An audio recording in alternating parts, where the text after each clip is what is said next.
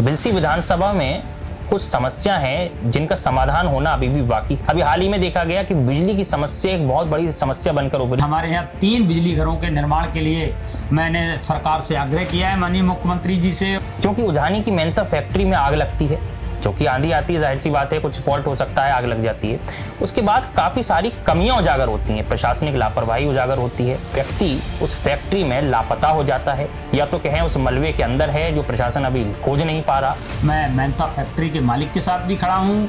मैं जिस परिवार से जो व्यक्ति गया है उस परिवार के भी साथ खड़ा हूँ। बिलसी में डिपो हो जाए, क्योंकि वो मंजूर भी हुआ, बस स्टैंड उसमें बना।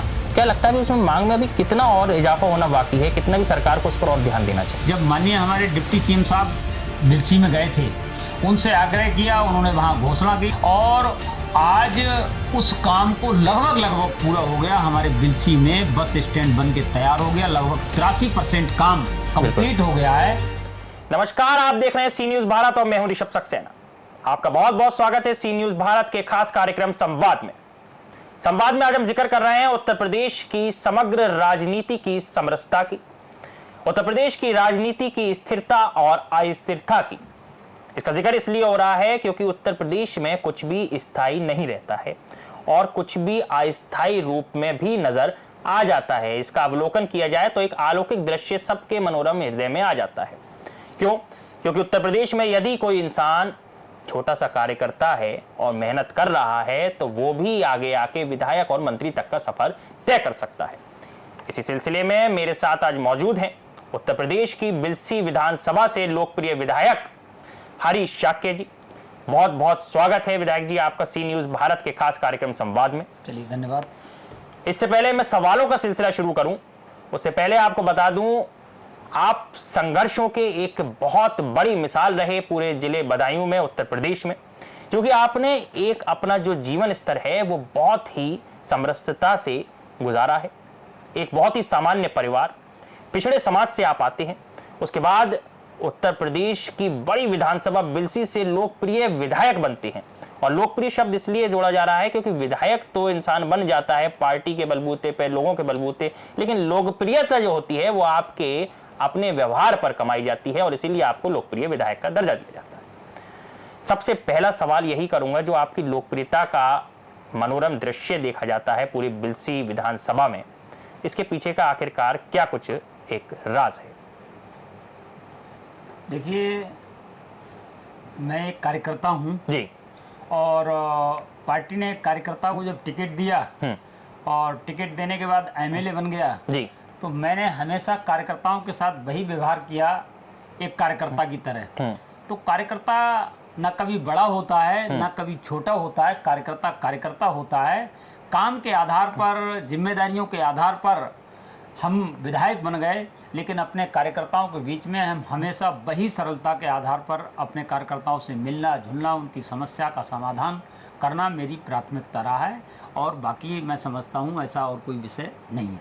अच्छा हरीश शाक्य जी, ये देखा जाता है अमूमन, क्योंकि जो लोग पिछड़े समाज से ताल्लुकात रखते हैं उनके लिए ये माना गया कि जब पुरानी सरकारें होती थी, चाहे अखिलेश यादव की सरकार हो, मुलायम सिंह यादव की सरकार हो, मायावती की सरकार हो, उसमें ये देखा जाता था कि एक पर्टिकुलर समाज से जुड़े हुए व्यक्तियों को ही आगे आने का मौका मिलता था। भारतीय जनता पार्टी उस ताल्लुकात में कैसे भिन्न है? देखिए, भारतीय जनता पार्टी एक विचारधारा की पार्टी है। इस विचार के लिए जो लोगों ने काम किया, जो लोगों ने संघर्ष किया, निश्चित रूप में समय आने पर पार्टी ने ऐसे लोगों को आगे बढ़ाने का काम किया। और उसी का एक मैं उदाहरण हूं। मैं पार्टी के विचार के लिए मैं एक छोटा सा कार्यकर्ता और विद्यार्थी परिषद से लेके, युवा मोर्चा से लेकर, भारतीय जनता पार्टी के लगातार 3 बार महामंत्री से लेके, पार्टी का जिला अध्यक्ष से लेके और पिछड़ा वर्ग मोर्चा का मैं क्षेत्र का अध्यक्ष हूँ अभी भी। और वहाँ से लेकर सारी संगठन की जिम्मेदारियों को मैंने निर्वहन करने का काम किया। उसी बीच में मुझे टिकट मिल गया और पार्टी के आशीर्वाद से, माननीय योगी जी और मोदी जी के और अपने डिप्टी सीएम साहब के आशीर्वाद से, श्री केशव प्रसाद मौर्य जी, ब्रिजेश पाठक जी के आशीर्वाद से मैं एमएलए बन गया और जनता के बीच में और आपके सामने उपस्थित हूँ। जब ताल्लुकात का जिक्र होता है, ये कई बार देखा भी जाता है, कहा भी जाता है, उत्तर प्रदेश के deputy chief minister Keshav Prasad Maurya से आपकी नज़दीकियां बहुत हैं। उनका हमेशा आप पर एक आशीर्वाद स्वरूप माना जाता है। ये भी माना जाता है कि जब वो प्रदेश अध्यक्ष रहे तब आपने काफ़ी उत्तर प्रदेश में बिलसी विधानसभा हो, सैसवान विधानसभा हो, शेखुपुर विधानसभा हो, पूरे समूचे बदायूं की कमान को बेहतर तरीके से संभाला। तो क्या ये तभी तय हो गया था कि केशव जी के मन में कि अब इनको आगे बढ़ाना है विधायक और मंत्री के रूप में? क्या लगता है इसमें? देखिए, निश्चित रूप से उनका आशीर्वाद मेरे पे है। जब वो पार्टी के प्रदेश के अध्यक्ष थे, मैं जिले का अध्यक्ष था, और मुझे उनके नेतृत्व में काम करने का जब अवसर मिला तो निश्चित रूप से मैंने बेहतर करने का प्रयास किया। और पूरे जनपद के अंदर जब माननीय जी हमारे यहाँ गए थे तो मैंने सारी विधानसभाओं के, हमारे बूथ अध्यक्षों के उस समय सम्मेलन हुए थे, एक दिन में 4 विधानसभाओं के सम्मेलन थे।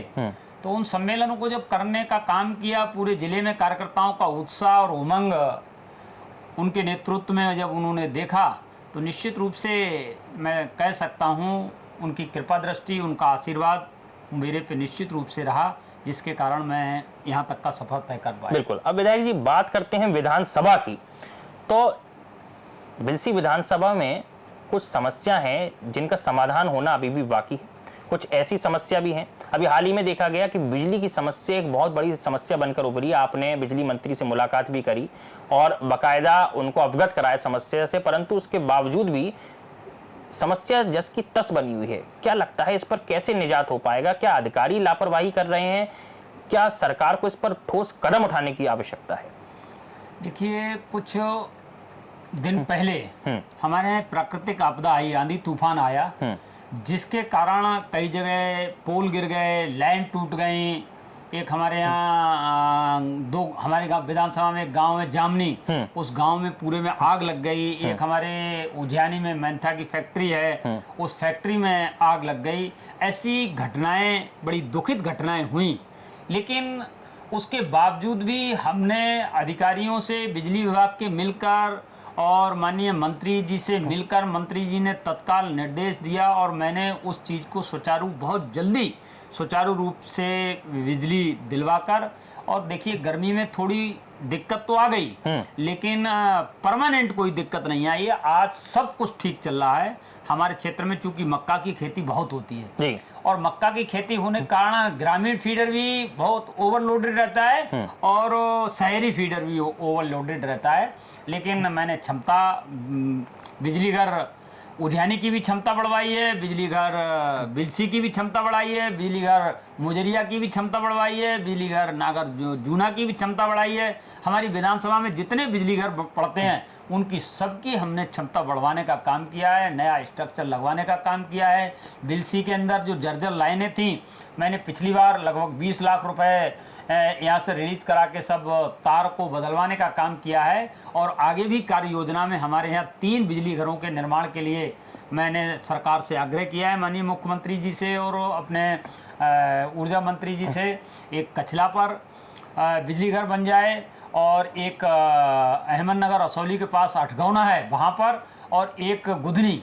जब ये 3 नए बिजली घर का निर्माण हो जाएगा तो निश्चित रूप से हमारे क्षेत्र में जो बिजली की समस्या है उससे हमको निजात मिल जाएगी। हरीश शाक्य जी, आपने एक जिक्र करा उज्जैनी की मेंथा फैक्ट्री का। ये एक कड़ी है क्योंकि उज्जैनी की मेंथा फैक्ट्री में आग लगती है, जो कि आंधी आती है, जाहिर सी बात है, कुछ फॉल्ट हो सकता है, आग लग जाती है। उसके बाद काफ़ी सारी कमियां उजागर होती हैं, प्रशासनिक लापरवाही उजागर होती है, कुछ ऐसी समस्या उजागर होती है जो अभी जिले में, पूरे प्रदेश में एक बड़ी समस्या बनकर उभरी है, क्योंकि विपक्ष लगातार भारतीय जनता पार्टी से ये सवाल कर रहा है। एक नौजवान या कहें कि एक समाज से आने वाला व्यक्ति उस फैक्ट्री में लापता हो जाता है, या तो कहें उस मलबे के अंदर है जो प्रशासन अभी खोज नहीं पा रहा, या कहें लापता हो गया है जिसको अभी प्रशासन गुमशुदगी उसकी दर्ज कराकर भी उसकी खोज नहीं कर पा रहा है। क्या लगता है इस पूरे प्रकरण को किस नजरिए से देखना चाहिए और इसमें कितनी बड़ी लापरवाही सामने आ रही है? देखिए, इसके बारे में मैं बहुत ज़्यादा कुछ नहीं कह सकता जी। फैक्ट्री में कौन वर्कर था इसके बारे में वही जान सकते हैं, जिसका व्यक्ति वहाँ से गायब हुआ है, और उनका कहना है कि इसी फैक्ट्री में वो फंस गया उस दौरान जब घटना हुई। घटना वास्तव में बहुत विकराल रूप से आग लगी थी। तो अब ये जांच का विषय है, प्रशासन इस पर पूरी गंभीरता के साथ जांच कर रहा है। मैं निश्चित रूप से दोनों परिवार के साथ इस दुख की घड़ी में खड़ा हूँ। मैं मेहता फैक्ट्री के मालिक के साथ भी खड़ा हूँ, मैं जिस परिवार से जो व्यक्ति गया है उस परिवार के भी साथ खड़ा हूँ। न्याय उसको भी निश्चित रूप से मिलेगा। जैसी शासन से अभी मैंने यहाँ आग लगी थी कुछ गाँव में, तो वहाँ शासन से एक हमारे सिद्धपुर में दीवार गिरने से एक व्यक्ति की मौत हो गई, उसको तत्काल 4 लाख रुपए की मदद हमने दिलवाने का काम माननीय मुख्यमंत्री जी के निर्देश में किया था। तो निश्चित रूप से यहाँ भी ये ऐसा, जैसे ही इसके कुछ प्रमाण मिल जाएंगे तो इसको शासन से भी मदद दिलवाएंगे और वहाँ से भी निश्चित रूप से कुछ ना कुछ कराने का प्रयास करेंगे। विधायक जी, एक जिक्र होता है गंगा घाट का, क्योंकि एक बड़ा ही मनोरम दृश्य भी देखा जाता है। कई मंत्री, उप मुख्यमंत्री कई बार पहुंच चुके हैं वहां पर, और क्योंकि बदायूं जिला एक पिछड़े जिले में पहले माना जाता था, शुमार होता था, लेकिन कछला का जो एक नवीनीकरण होता है, उसके बाद जब कछला घाट बनता है वहां लोग पहुंचते हैं, तो उसको किस रूप में देखते हैं? जब आपने इसको रखा था, एक मांग को रखा, पर्यटन मंत्री जयवीर सिंह के पास आप गए, मांग को लेकर उन्होंने स्वीकृत करा, क्या लगता है कितना एक चैलेंजिंग था और किस तरीके से आपने उसको आगे?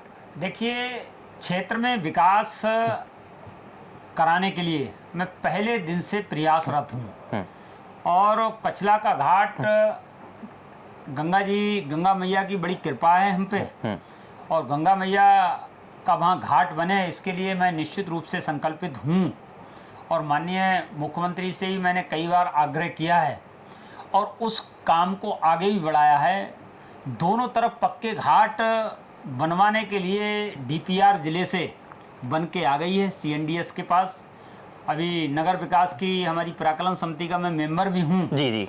उस बैठक में नगर विकास के सारे लोग रहे थे, प्रमुख सचिव भी थे, तो मैंने वो पूरी डीपीआर यहाँ मंगवाई है। मंगवाने के बाद में उस पर काम बहुत तेज़ी से आगे बढ़ रहा है। निश्चित रूप से मैं घाट भी बनवाऊँगा, और चूँकि पौराणिक नगरी है, वहाँ मैंने कछला पे एक महर्षि कश्यप की तपोभूमि है, तो वहाँ एक महर्षि कश्यप द्वार भी का भी निर्माण कराया है।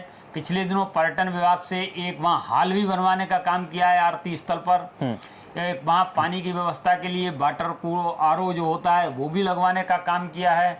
और जो आने वाले समय में हम लोगों की प्लान है कछला के लिए डेवलप करना चाहते हैं, तो पर्यटन विभाग से भी मैंने आग्रह किया है माननीय मंत्री से, तो वहाँ से भी कुछ ना कुछ योजनाओं को वहाँ लेके आ रहे हैं, और इधर नगर विकास से उस योजना लेकर, और अभी धर्मार्थ योजना के अंतर्गत जी जी ये दोनों तरफ की, उधर से भी और इधर से भी, दोनों तरफ से चौड़ी रोड हमारी डिवाइडर वाली बन जाए, इसके लिए ये सब शासन में प्रस्तावित है। बिल्कुल जाहिर सी बात है, जब लोग होते हैं तो लोग अपनी जो समस्या होती है, लोग अपने जो तारुफ होते हैं वो विधायक के माध्यम से ही सरकार तक रखते हैं। विधायक जी, एक बड़ा ही दृश्य देखने को मिला कि आपने मांग रखी थी बिलसी में परिवहन विभाग से कि बिलसी में डिपो हो जाए, क्योंकि वो मंजूर भी हुआ, बस स्टैंड उसमें बना। क्या लगता है भी उसमें मांग में अभी कितना और इजाफा होना बाकी है, कितना भी सरकार को उस पर और ध्यान देना चाहिए? देखिए, चूंकि बिलसी भी हमारा बहुत पुराना नगर है, नई तहसील बनी, नया डेवलपमेंट है, तो सारी चीजें धीरे धीरे धीरे हम सब लोग कर रहे हैं। और रही बात बस स्टैंड की, बहुत पुरानी मांग थी। जब वहाँ से 30-35 साल पहले लोगों की तब से मांग थी कि वहाँ बिलसी में एक बस स्टैंड बने। उसके लिए जैसे ही मैं एमएलए बना और मैंने बहुत प्रमुखता से उसको लिया, और माननीय मंत्री जी श्री दयाशंकर जी और हमारे डिप्टी सीएम साहब श्री केशव प्रसाद मौर्य जी, जब माननीय हमारे डिप्टी सीएम साहब बिलसी में गए थे, उनसे आग्रह किया, उन्होंने वहाँ घोषणा की निश्चित रूप से हमारी सरकार इसको बनवाने का काम करेगी। मैंने माननीय मंत्री से आग्रह करके, और आज उस काम को लगभग पूरा हो गया। हमारे बिलसी में बस स्टैंड बन के तैयार हो गया, लगभग 83% काम कंप्लीट हो गया है।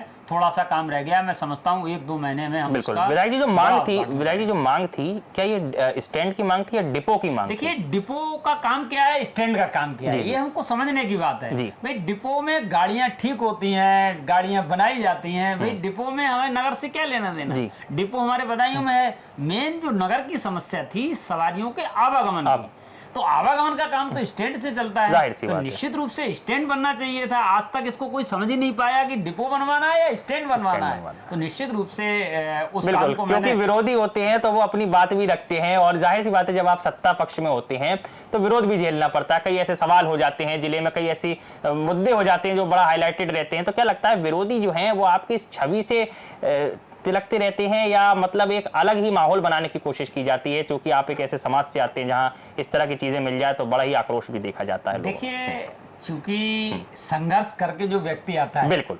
उसके पीछे बहुत सारे लोग पड़ जाते हैं। तो चूंकि मैं एक छोटे से घर परिवार से निकल के आया हूँ, मैं छोटा किसान का बेटा हूँ, वहाँ से मैंने काम करते करते मैं एमएलए बन गया। तो कुछ लोगों को निश्चित रूप से अच्छा नहीं लगता होगा, लेकिन आदरणीय नरेंद्र मोदी जी हमारे देश के यशस्वी प्रधानमंत्री कहते हैं सबका साथ सबका विकास, सबके आधार पर हमारी पार्टी काम कर रही है, हमारी सरकार की योजनाएं चल रही हैं। और वही निश्चित रूप से पार्टी में भी हर जाति वर्ग, पिछड़े, दलित, शोषित, वंचित हर वर्ग के लोग पार्टी में वर्कर होते हैं। उन्हीं में से निकल के नेतृत्व करने का अवसर मिलता है। तो भाई मैं एक छोटा सा कार्यकर्ता वहाँ से निकल के आया और मुझे काम करने का अवसर मिला है, और पार्टी की और पार्टी नेतृत्व की मुझ पर बड़ी कृपा है, आशीर्वाद है। बिल्कुल। एक आखिरी सवाल विधायक जी, क्या ये जो आपने जिम्मेदारी उठाई है, अब निर्वहन कर रहे हैं, क्या मैं ये मान के चलूं कि आने वाले नजदीकी समय में उत्तर प्रदेश के मंत्री के रूप में आपको बड़ी कमान भी मिल सकती है? कैसे संकेत हैं? देखिए, मैं तो एक पार्टी का कार्यकर्ता हूं, मैंने पहले ही आपसे कहा, और कार्यकर्ता जिम्मेदारी निभाने का काम करता है। मुझे जो जिम्मेदारी पार्टी ने दी है, मैं उस अपनी जिम्मेदारी का निर्वहन कर रहा हूं।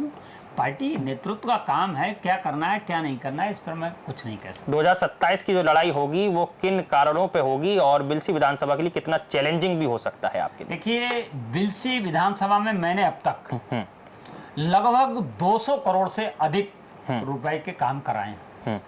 कोई गांव, कोई मजरा ऐसा नहीं छूटा हुआ है जो हम लोगों के द्वारा हमारी सरकार की किसी ना किसी योजना के रूप में मैंने उस गांव में काम नहीं किया हो। मेरी विधानसभा का कोई गांव ऐसा नहीं है जो हमारी पकड़ से बाहर हो। तो निश्चित रूप से मुझे पूरा भरोसा है 2027 का जो चुनाव है, मैं चुनाव 2027 में नहीं लड़ रहा हूं, मैं तो चुनाव जिस दिन से जीता हूं उसी दिन से दूसरा चुनाव लड़ रहा हूं। हम हमेशा इलेक्शन मोड में रहते हैं। अभी लगातार पार्टी ने हमारे काम कर रही है। अभी 10 दिन का अभियान था अपना, अभी अल्लिया भाई होलकर जी वाला, वो पूरा किया। इसके बाद फिर अभियान मिल गया है वन नेशन वन इलेक्शन वाला अभियान था। तो हम लोग कभी वैसे वाले नहीं है चुनाव में कि चुनाव में जनता के बीच में गए फिर दिखाई नहीं दिए। हम लगातार जनता के संपर्क में रहते हैं, जनता के बीच में रहते हैं, जनता की समस्याओं को बहुत अच्छे से समझते हैं, उनकी समस्याओं का समाधान करने के लिए जनता के बीच में रहने का काम करते हैं। हम लोग भागने वाले नहीं हैं, हम लोग जनता के बीच में रह के जनता की समस्याओं का समाधान करने के लिए काम करते हैं। तो इसलिए चुनाव को कोई मुद्दा इस समय बिल्कुल जाहिर सी बात है, इसीलिए आपकी जो छवि है वो लोकप्रिय विधायक के रूप में देखी जाती है। बहुत बहुत शुक्रिया, आप थे हमारे साथ बिलसी विधानसभा से विधायक हरीश शाक्य जी। बहुत बहुत शुक्रिया आपका सी न्यूज़ भारत में अपना कीमती समय देने के लिए। वाकई ये देखना बहुत दिलचस्प हो जाता है कि उत्तर प्रदेश की राजनीति में ऐसे भी तमाम चेहरे हैं जो एक सामान्य वर्ग से आते हैं, एक सामान्य सामाजिक घर से आते हैं, और उसके बाद नेतृत्व करते हैं उत्तर प्रदेश की अलग अलग विधानसभाओं का। इसी क्रम में आज हमारे साथ मौजूद थे उत्तर प्रदेश की बिलसी विधानसभा से लोकप्रिय विधायक हरीश शाक्य जी। आपने सुना किस तरीके से उन्होंने बताया कितना कार्य कर रहे हैं और कितनी योजनाओं को आगे पटल पर लाने की तैयारी है। बहुत बहुत शुक्रिया सी न्यूज़ भारत के इस खास कार्यक्रम संवाद में।